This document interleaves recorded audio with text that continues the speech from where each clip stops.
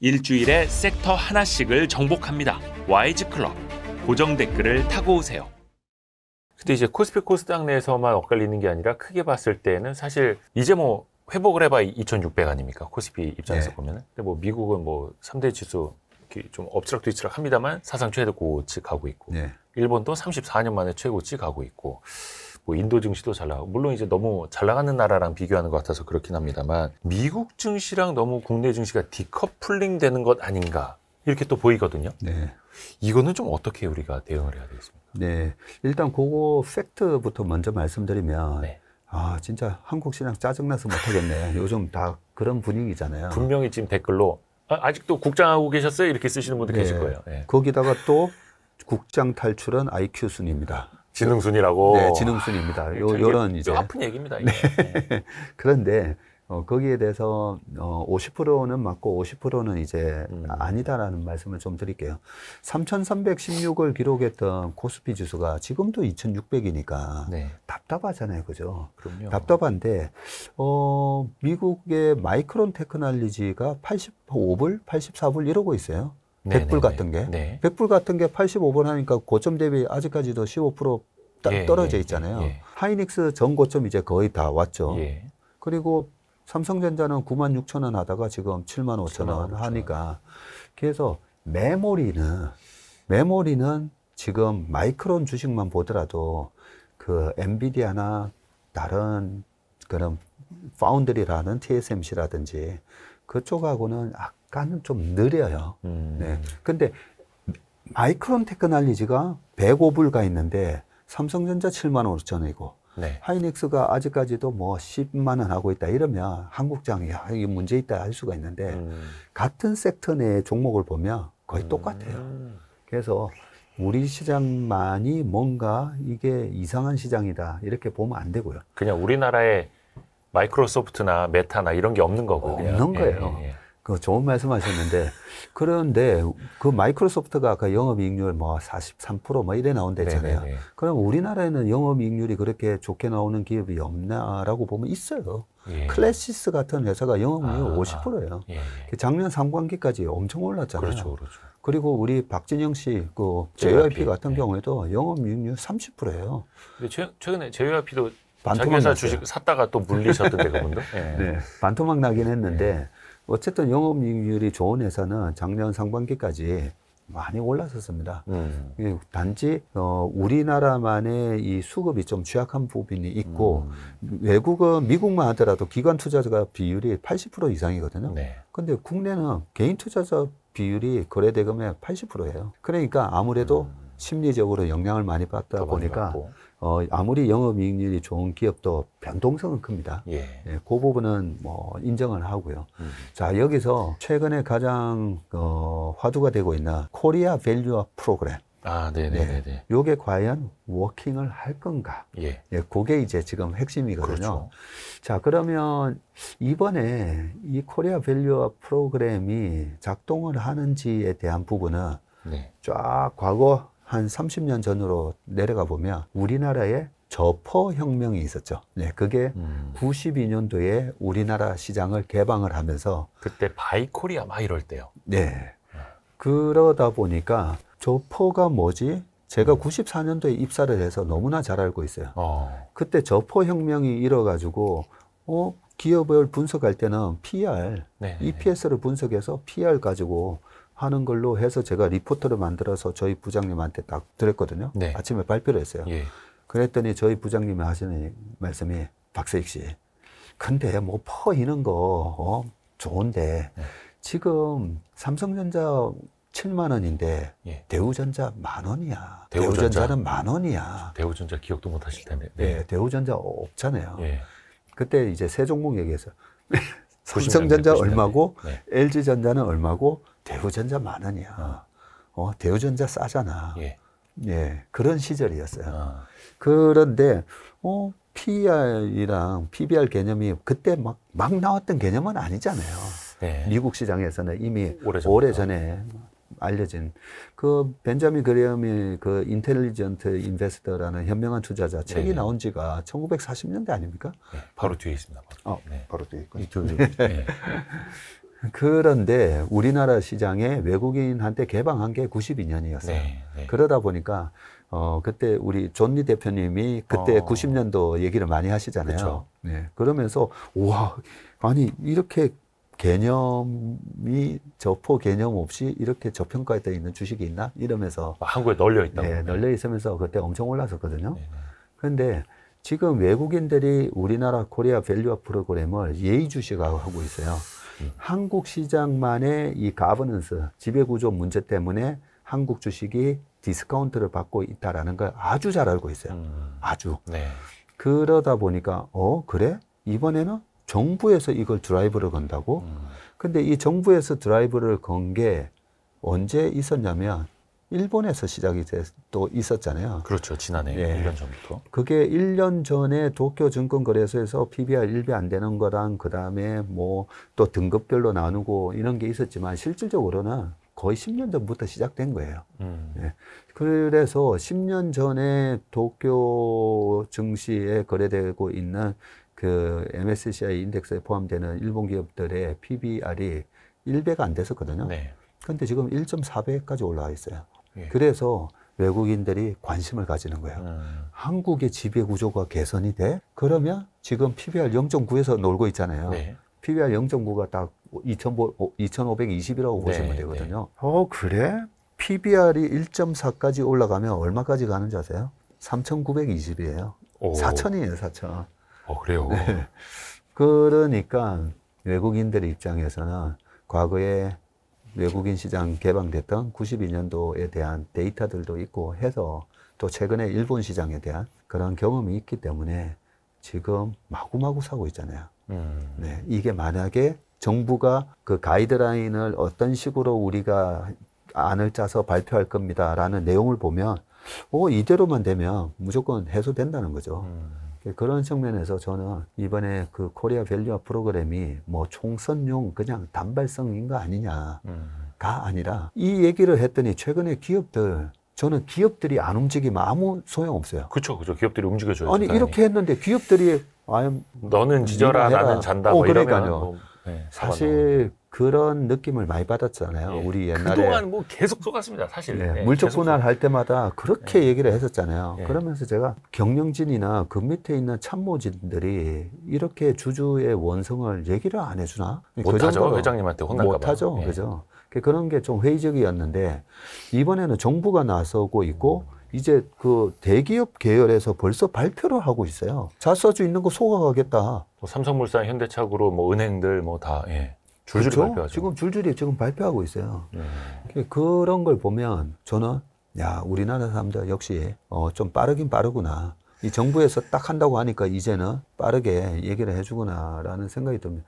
그래서 발표를 해도 저는 기업이 안 할까 봐 걱정이었는데 지금 분위기는 기업들이 움직이기 시작했어요. 그렇다면 우리가 그 부동산 할 때 알박기라는 말이 있잖아요. 재개발되는 거예요. 낙후됐던 동네가 그 일대가 전부 재개발되는 거예요. 그쵸. 근데 저거 옛날에도 재개발한다 했다가 안 되고 뭐 이랬었는데 그런 불신 때문에 지금 사야 되냐 말아야 되냐 하는데 외국인들이 지금 알박기 하는 거예요. 그 비유가 딱 맞네요. 사실 재개발, 재건축도 이거 여러 번 속아가지고 이것도 10년 내에 되겠어 이거잖아요. 네, 그러니까요. 그래서 부동산으로 생각하시면 돼요. 부동산으로 어느 지역이 재개발되고 거기 새로운 아파트가 들어서고 동네가 바뀌고 우리가 그런 거는 이제 경험을 해보셨으니까 그런 차원에서는 저는 이번에 92년도에 그 외국인 시장, 외국인 투자자들한테 개방하고 나서 92년도가 굉장히 지금하고 비슷해요. 그때 당시에 스태그플레이션 얘기가 막 나왔었어요. 제가 대학 다닐 때였는데 라디오에서 스태그플레이션 얘기가 나오고 그때 미국 경기가 90년에서 91년 넘어갈 때 리세션이 있었는데 어떤 이유로 유가가 올랐냐면요. 이라크가 그때 쿠웨이트를 침공했었어요. 그러면서 91년도 2월 달인가 사막의 폭풍 작전 막 하고 뭐 그러면서 걸프전이 나오고 그러니까 전쟁에다가 이거 또 제2의 뭐 5차 중동 정쟁 뭐 하면서 제3의 제4의 또 오일 쇼크 오는 거 아닌가. 그런 불안감 속에서 경기는 80년대 말까지 아시아 버블이었잖아요. 그러면서 90년부터 아시아 버블이 깨지고 91년, 92년도에 물가는 올라가는데 경기는 안 좋아서 스태그플레이션 얘기가 나오고 그런 와중에 외국인들한테 시장 개방을 했던 거예요. 고육지책으로. 그때 1990년도에 12.12 사태라고 그 삼투신에다가 얘기해서 정부 자금을 투입해서 주식을 사라고 했는데 그때는 이제 정부 당국자들이 전화 돌려서 주식 얼마치 사라고 하던 시절이죠. 공적 자금 찔러 넣어서 주식 사게 만들었는데 결국 1990년대에 깡통 계좌라는 말이 처음 나옵니다. 반대매매 나오면서 깡통이 쏟아지고 그런데 91년도에 전쟁 터졌죠. 물가는 높아져 갔는데 스태그플레이션이라고 그러죠. 그러면서 92년도에 외국인 투자가들한테 개방을 했는데 그러면서 외국인들이 밸류에이션 여러 가지 멀티플을 보면서 사면서 저퍼 혁명이 그때 나타났던 거거든요. 우리 이게 웬 떡이야 이러면서. 그러면서 93, 94년에서 95년 초까지 시장이 쫙 올라와요. 그래서 박세익 씨 무슨 PR이고 뭐 EPS 그런 거 하지 마 했는데 그 논리대로 시장이 올랐어요. 네, 외국인의 잣대대로. 그때 신입사원 박세익에게. 네. 그렇기 때문에 이번에 밸류화 프로그램을 너무 이게 총선용이다 이렇게 보실 게 아니고요. 실제로 그게 어떻게 우리 시장의 체질 개선을 가져오는지에 대해서 좀 긍정적으로 보셨으면 좋겠어요. 근데 조금 더 어려운 게 말이죠. 우리나라 시장 되게 빠르고 또 아까도 이제 많은 개인 투자자분들이 거의 좀 뭐 매매 비중 한 80%. 또 유튜브라든지 정보도 굉장히 빠르게 접하고 그러다 보니까 이 시장의 주기라고 해야 될까? 굉장히 빨라졌지 않습니까? 그러면서 이른바 저 PBR 관련주들이 거의 한 최근에 며칠 동안 테마주처럼 확 갔다가 또 차익 실현물이 확 쏟아지고 이거는 물론 이제 시장이니까 이런 현상이 나타날 수 있을 텐데 요 흐름에서는 좀 어떻게 우리가 대응을 해야 될까요? 네, 그 좋은 말씀을 하셨는데 그 종목별로 보면 우리가 수급을 체크를 해야 되죠. 근데 오늘 아침에 읽은 신문 기사에 따르면 이 저 PBR 주면서 고배당 주식 이게 전통적인 게 은행주도 있지만 통신주 있잖아요. 통신주가 KT를 외국인이 44일 연속 순매수했다라는 기사를 보고 깜짝 놀래가지고 확인을 봤더니 진짜더라고요. 11월, 12월, 그 다음에 2월 2일까지 뭐 1월 그런 식으로. 그러니까 일례인 거죠. 그러니까 저 PBR의 고배당 주식. 맞습니다. 그런 식으로 외국인들이 그래? 그냥 아예 매집을 하는 종목들이 있어요. 그러면 수급이 되게 깨끗해져요. 사고 단타치기 하던 매물을 그냥 장기 투자하는 외국인이 다 잡아먹어 버리는 거거든요. 그래서 이 변동성이 지금은 좀 빠른 분들, 단기 트레이딩 잘하시는 분들이 그래? 하면서 샀다가 팔아먹고 했던 이 변동성이 외국인이나 기관 투자가의 매수에 의해서 물량이 잠겨버리면 그때부터는 좀 추세가 나타날 수도 있는 거고요. 아직은 추세는 보이지는 아직은 아닙니다. 변동성 보통 이런 이슈가 나타나면 1파 상승이 있고 그 다음에 이 1판에서 조정 꼭지에서 산 사람들 털고 2파 조정 받으면서 털고 그 다음에 올라가죠. 내가 여기서 왜 샀을까 하면서 하다 손절하면 또 이제 가죠. 그 조정이 한 달에서 한 2달도 있을 수가 있기 때문에 이번에 정부 발표가 나오고 나면 뭐 뉴스에 샀다가 소문에 샀다가 뉴스에 파는 것처럼 저는 오히려 한두 달 쉴 수도 있다고 봅니다. 그런데 어쨌든 외국인은 이 장기적인 안목으로 산다고 하면 수급이 깨끗해질 수 있다라고 보고요. 여기서 하나 조금 저도 기관 투자가 역할을 했었기 때문에 하나 우리가 기관 투자가의 역할에 대해서 제가 좀 말씀드리고 싶은데 우리나라에는 지금 기관 투자가 역할을 하는 기관이 없는 것 같아요. 그게 어떤 의미냐면요. 아까 미국은 기관 투자가의 비중이 높다 보니까 아무래도 이 짧은 심리에 의한 변동성은 좀 덜 하다고 했잖아요. 근데 우리나라에는 기관들도 다 어떻게 보면 트레이딩하고 있어요. 그런 자금들이 투자가 많죠. 아니라 트레이딩하고 있어요. 그러니까 금융투자죠. 증권사 프랍 트레이딩 룸에서 막 하고 있고 그리고 뭐 가장 큰 기관인 국민연금도 마찬가지예요. 제가 봤을 때는. 단기 수익률 계속 측정하고 있고. 그러니까요. 국민연금이 작년에 지금 많이 올라간 그 가치주를 많이 들고 있는 운용사 펀드 뺐었잖아요. 작년 연말까지 뺏어가 올해 1월 초까지 계속 팔았었거든요. 아, 그 운용사가 지금까지 그거 갖고 있었으면 대박 났을 텐데요. 대박 났죠. 그래서 그 운용사가 그 국민연금은 다 뺏겼지만 그 공모펀드 수익률 보면 최근에 가장 좋다라고 나오고 있어요. 네, 그런 걸 보면 우리나라 국민연금을 비롯해서 기관 투자가가 이 아웃소싱을 하고 그 평가하는 방법이 바뀌어야 돼요. 그 우리나라처럼 사이클 기업이 많고 시장의 색깔에 따라서 그 기관 투자가의 비중이 낮다 보니까 쏠림이 되게 심해지거든요. 그랬을 때 가치주가 많이 언더퍼폼을 할 때 과거의 사례를 보면서 아, 지금은 가치주 언더퍼폼이 거의 이제 바닥이야 했을 때 네. 오히려 사줘야 되고, 그죠? 이제는 성장주가 이거 너무 거품 영역인데 했을 때, 아, 성장주 펀드가 그동안에 1년 반 수익률이 최고였으니까 성장주 더 하세요 하면서 얹어주는 게 아니라 거기서 오히려 조금 팔게 만들어야 되고.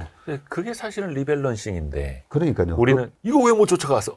예. 그러면서 우리는 기관 투자가가 오히려 가장 1년 반 동안 가장 많이 올라간 주식을 사게 만들게 돼 있고요. 예. 가장 많이 떨어져 있는 주식을 거기서 펀드를 회수하면서 팔게 돼 있어요. 그래서 저도 뭐 댓글 다 보고 하니까 개관 이러잖아요. 왜 너네 저 위에서 샀는데 밑에서 까고 있냐. 개미 털기 하려고 하는 거지. 하는데 사실 개미 털기 하려고 하는 게 아니고요. 부끄러운 일이에요. 단기적인 1년 수익률이 안 좋으니까 거기서 펀드 회수되는 거예요. 근데 이게 어쩔 수 없는 게 사실 그 기관 투자자들도 돈 맡긴 사람이 자기 돈 달라는데 어쩌겠습니까? 그러니까요. 그냥 뭐 팔아서 내줘야 되는 거니까. 그래서 뭐 저희 같은 경우에도 거의 개인 자금이 대부분이지만 저희도 작년 7월 달 같은 경우에는 저희 자금을 회수하신 개인분들이 계세요. 작년 7월에 가장 환매가 많이 나왔어요. 왜냐하면 왜 2차 전지 안 사? 가장 큰 플레이언이 아니 지금 진짜 많았다 하더라고요. 지금 이렇게 데도. 불을 뿜는 2차 전지 왜 안 사요? 왜 적자 나는 하이닉스 들고 있냐요. 예, 그래서 그렇게 결국은 환매해가지고 그쪽으로 나는 옮겨 타겠다. 그래서 그게 대중의 쏠림 현상은 기관이나 개인이나 어쩔 수는 없는데 기관 투자가는 그래도 시장에 오래된 데이터를 바탕으로 해야 되잖아요. 그렇죠. 그래서 제가 보면 기관이 왜 기관 역할을 못하나. 특히나 우리의 노후 자금을 운영하고 있는 국민연금이나 뭐 보험사도 마찬가지예요. 그 큰 보험사들이 우리가 변액보험 넣어놓으면 그게 나중에 우리의 노후 자금으로 쓰려고 또 다 하는 거잖아요. 네. 뭐 우리 아이 뭐 하기 뭐 이런 펀드도 있고 그랬을 때 조금 장기적인 데이터를 갖고 기관 투자가 역할을 해줘야 돼요. 그래서 외국의 그 교과서에 보면 기관은 오히려 밑에서 진입을 하고 대중들이 위에서 막 열광할 때 기관은 판다라고 돼 있는데 우리는 똑같이 하고 있다는 거죠. 그런 측면에서 기관 투자가들도 좀 자기 성찰이 좀 필요하다. 물론 또 기관 투자자에게 돈을 맡기는 분들조차도 저도 작년에 그 얘기 정말 많이 들었었거든요. 나 빨리 2차 전지 사야 되니까 빨리 환매해달라고.